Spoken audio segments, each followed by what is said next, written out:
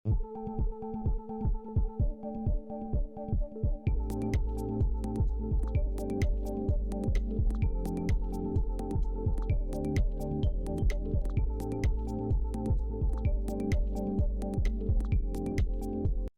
Shinta Baby hari ini Sabtu 23 Maret 2024 menemui advokat Dr. Togar Situmorang SHMH-MAP di Arya Duta Suite, Jakarta.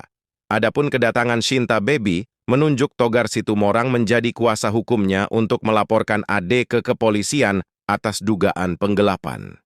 Seperti apakah kronologisnya dugaan penggelapan yang dilakukan oleh Ade? Simak penjelasannya sebagai berikut. Di hari ini kita kedatangan dari teman sekaligus klien kita juga yang bernama Sinta Yulia Sari alias Shinta Baby. Nah, dia ini punya permasalahan, tapi terkait permasalahan ini sesungguhnya bagi dia ini sifatnya hanya sekedar ingin memberikan efek jera karena orang tersebut sudah menyinggung perasaan dan harga dirinya. Kenapa saya bilang perasaan dan harga dirinya? Dia tadi tujuannya niatnya baik, membantu orang tersebut dengan adanya satu ikatan terkait masalah premi. Namun yang kita sangat disayangkan, uang yang dipercayakan kepada orang tersebut kan itu sampai saat ini tidak terrealisasi. Bahkan cenderung orang itu menghindar ataupun malah menutup daripada komunikasi dengan Mbak Baby sendiri. Nah, itu yang membuat Mbak Baby-nya kesal, kan gitu ya. Dan yang lebih diperburuk bukan terkait masalah mangkir ataupun dia janji tidak ditepati, yang lebih diperburuk untuk meyakinkan daripada Baby sendiri, itu dia buat surat pernyataan. Nah, surat pernyataan ini dia tekan sendiri secara sadar tanggal 25 Februari 2024. Namun yang kita sangat sesalkan, pernyataan sudah dibuat ya. Namun sampai saat ini apa yang tertulis di sini tidak pernah terrealisasi. Sehingga kami dari tim kuasa hukum Dr. Togar Situmorang, kebetulan juga Mbak Baby-nya itu teman kita semua, kita akan ikut proses daripada ini agar orang ini mendapatkan ganjaran sesuai atas perbuatannya. Nah, terkait pasal yang kami tuduhkan, yaitu terkait ke pasal 372, yaitu apa? Terkait penggelapan sejumlah uang milik dari Baby yang tidak pernah dikembalikan oleh orang tersebut. Nah, secara utuh, bukan dicicil, secara utuh. Karena pada saat dia minta, itu utuh pula dikasih sama Baby-nya. Ya kan begitu ya? Iya, karena sudah ada perjanjian juga, dia nggak bukan perjanjian, pernyataan juga, dia tidak mengembalikan secara cicil. Mungkin bisa dijelasin sedikit tentang kronologisnya Mbak Shinta Baby? Saya sudah mempercayai baik itu masalah pajak, baik itu masalah asuransi sama orang tersebut, tapi disalahgunakan. Jadi aku bayar pajak juga sama dia, terus kemarin aku mau bayar asuransi sama dia juga, asuransi perpanjang mobil selama 2 tahun. Tapi ternyata pas ditanya-tanya sudah belum, ternyata nggak ada buktinya gitu yang udah dibayarin asuransinya. Ditanya-tanya dia ada di nomor, dihubungin nggak bisa. Terus disamperin ke kantornya, dia nggak ada, ternyata udah ganti kantor, tempat kerjanya, tempat tinggalnya ganti, nomor teleponnya juga ganti. Tapi setelah saya selidiki, ternyata dia ganti nomor telepon, aku dapat nomor teleponnya, aku hubungin dia, bisa. Itu juga aku ajak ketemunya susah, hubungin dia juga susah. mungkin Jadi bisa kita terangin, sementara dia yang memberikan, harusnya kan kewajiban datang dari pihak orang tersebut.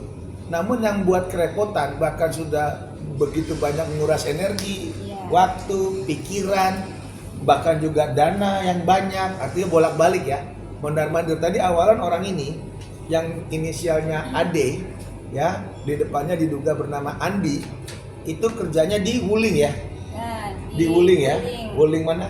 Wuling tadinya di apa sih, Bogor apa? Nah, di arah Bogor sana. Tapi permintaan uangnya itu di tempatnya Mbak Baby. Nah, orang tersebut yang diduga bernama Andi ini atau inisial AD ini itu dikasih uangnya secara tunai. Ya, kenapa kok di giliran dia minta sampai detik ini dia selalu menghindar.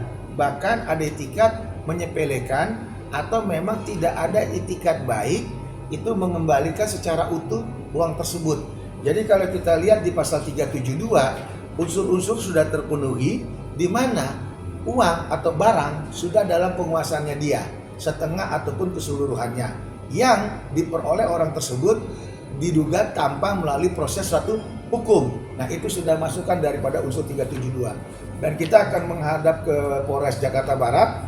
Kami mohon pihak Jakarta Barat agar cepat segera orang ini dipanggil setelah kita masukkan laporan. Karena kita sudah cukup ada pernyataan, ada bukti penyerahan uang, ada saksi juga, dan dalam hal ini Baby sendiri akan menjadi pelapor. Jadi Polres Jakarta Barat tolong attention-nya agar masalah ini bisa terselesaikan dan efek jerah ya. Sekarang dia kerjanya di Mitsubishi, kuliah kerja. Bang, ancamannya berapa tahun dari 3? Kalau pasal 372 itu maksimalnya 4 tahun. 4 tahun. Tapi bukan karena 4 tahunnya, ini adalah pasal khusus. Walaupun di bawah 5 tahun, pasal 372 itu polisi berhak menahan. Oh, jadi Karena ini pasal pengecualian. Beda pasal 378, beda dengan pasal 372. Undang-undang mengajarkan di bawah 5 tahun tidak bisa ditahan. Tapi khusus pasal 372, polisi berhak menahan. Jadi jangan main-main, jangan harap ini gampang, dipikir kamu bisa bebas sedemikian enaknya, bisa ngebohongin seorang baby. Ingat, hukum akan menjerat Anda. Kami akan datang. Karena etikatnya sudah tidak baik. Karena etikatnya sudah kelihatan tidak baik. Sudah ganti kartu Betul. kerja, kantor, Betul. ganti rumah, ganti nomor telepon. Jadi kan udah syarat terpenuhinya harus ditangkap. Karena etikat baiknya sudah tidak ada. Unsur mensanya udah nyata. bisa dibilang ini player atau pemain bisa dibilang Pemain, itu mungkin pemain. Kita mungkin tidak pakai Diduga. istilah pemain ya, tapi jelas ini condong lebih gila lagi nih orang. Yaitu apa? Sebagai profesi. Kalau sebagai pemain mungkin sekali 2 kali, ya. Tapi di profesi, jadi menjadi nafkah.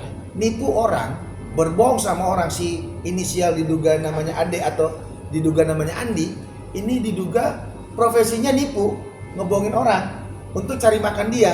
Yang ini yang kami sangat sayangkan. Jadi orang-orang macam kayak begini, polisi harus segera bersikap. tapi masih nunggu batas waktu ini nggak? Harusnya ada kelonggaran atau mungkin mediasi? Tidak itu ada. Langsung. Kita udah ada batas waktu dari Iya. kemarin sebelum tahun baru. Aku udah kasih space waktu sampai hari ini aku sudah kesel banget. Jadi aku hubungin Bang Togar dan tim untuk melaporkan orang ini. Sudah Ya. diberi peringatan tapi tetap aja menyepelekan. Jadi akan segera melaporkan nih ke Hari Polres ini. Jakarta Barat. Hari ini kita segera melaporkan ke Jakarta Barat dan kita mohon Pak Kasat ataupun Pak Kapolres attention kasus ini bukan masalah nilai, tetapi perbuatannya dia diduga sudah merupakan suatu profesi, menjadi nafkah. Kalau seseorang nafkahnya untuk mendapatkan uang dengan cara nipu, mohon polisi harus tangkap segera.